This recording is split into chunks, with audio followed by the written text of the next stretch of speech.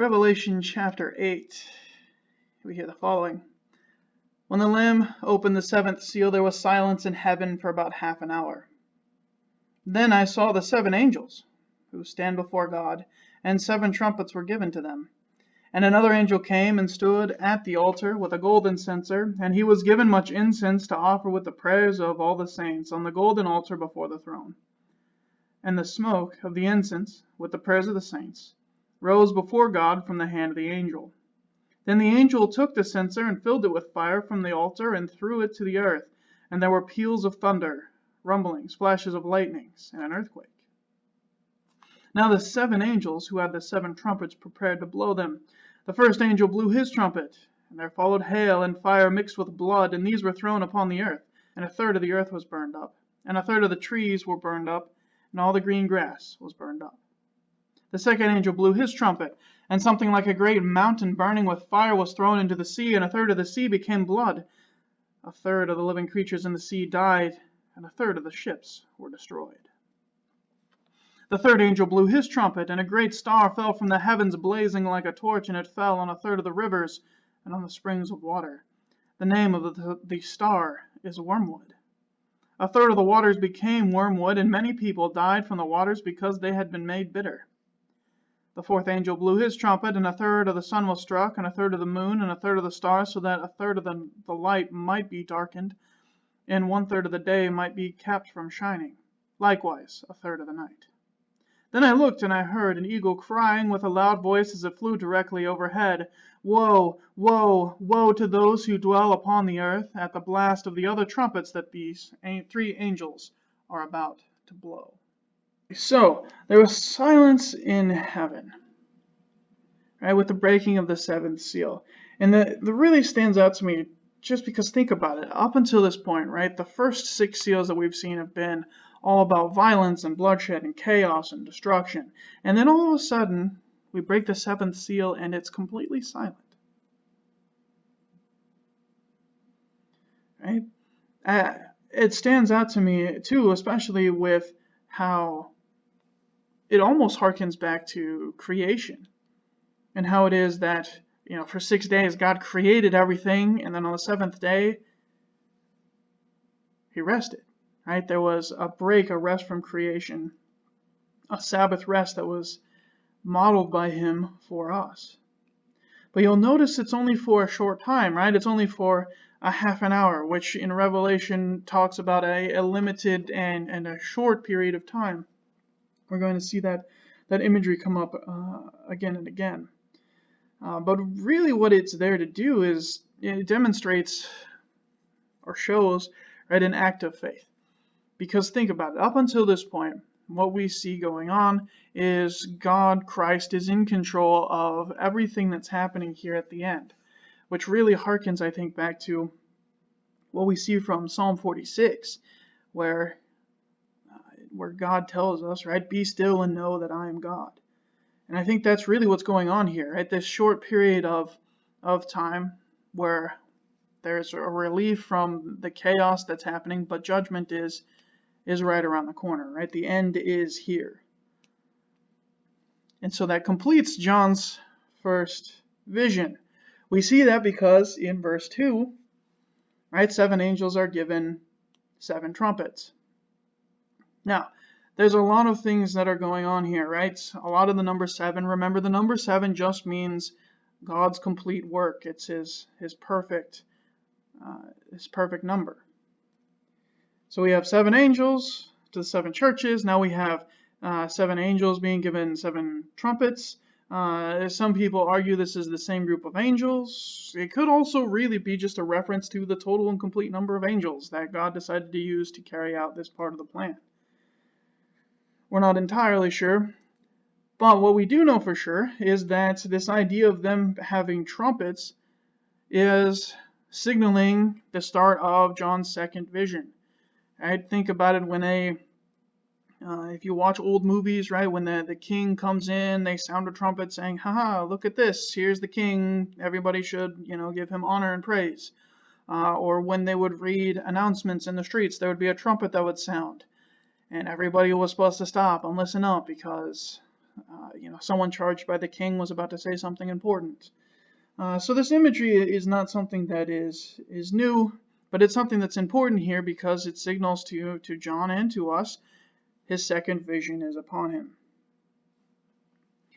In addition, we also see another angel who has a golden censer who stands before the altar, who's given incense to mingle with the prayers of the saints. And if you don't know what a censer is, I have a picture of it there on screen. It's an instrument that's been used by the church for centuries, and in Judaism even before that, as a way to put a visual picture to our prayers rising up to God. The incense, as it is supposed to be, it attends to the prayers of the saints, and it's supposed to have this sweet odor that rises up to heaven. Well, we see, right, this angel has this golden censer offering up the prayers to the saints, right? He is mediating the prayers of the saints to God, ensuring that they're constantly being brought before him. And not that God doesn't hear them. It's a little bit unclear what this passage is really trying to push forward, but my guess is,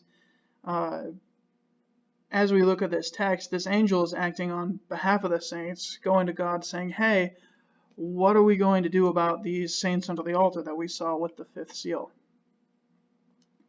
And now it's his time to act, right? Because this angel is allowed to fill his censer and throw it out upon the earth, right? Showing God's judgment upon the earth. And we see this same image happen in Ezekiel chapter 10, right? With the judgment of Israel.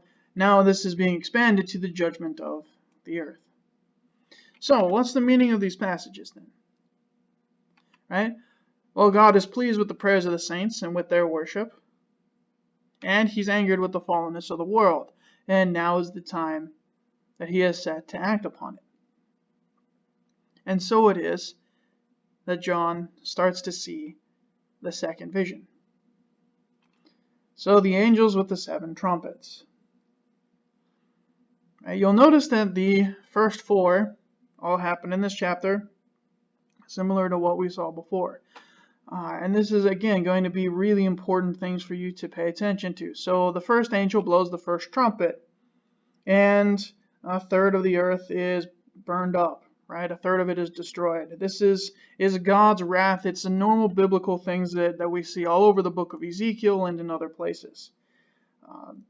What this is actually referring to, we're not entirely sure. It could be a natural disaster. It could be warfare. There's an ancient order or group called the Sibylline Oracles, who proclaimed to have all these great prophecies, and they took a lot of the things that they prophesied match up with Revelation, which is interesting.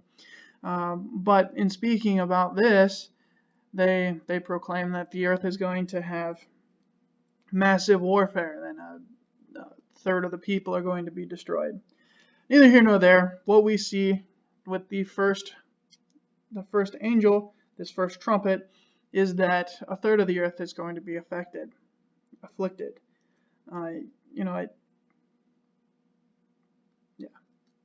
Fire, blood, hailstones, all the good chaotic things that we've come to expect from this.